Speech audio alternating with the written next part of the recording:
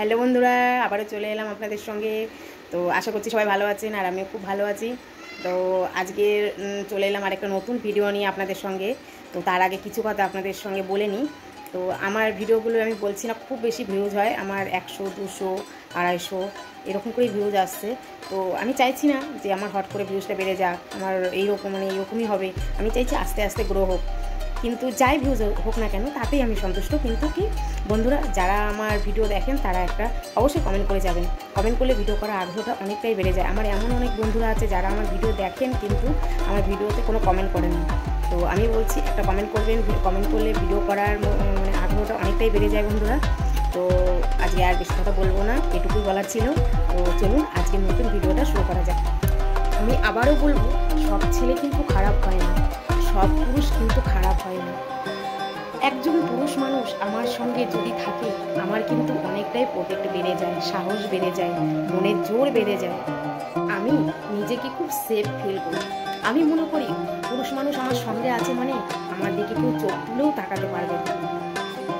আমার এমনও অনেক কাজ করে যায় যেখানে আমি একাই মেয়ে আর সবই কিন্তু পুরুষ, কিন্তু আমার কখনোই মনে হয়নি যে কেউ আমার দিকে দৃষ্টিতে তাকাচ্ছে।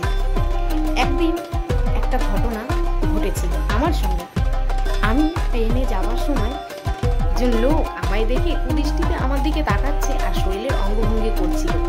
তো আমার সঙ্গে যে ছিল সেও একজন পুরুষ, আর যে আমার দিকে কুদৃষ্টিতে তাকাচ্ছিল সেও কিন্তু একজন পুরুষ। তাই এই দুজন পুরুষের মধ্যে কিন্তু আকাশ পাতাল তফাৎ রয়েছে।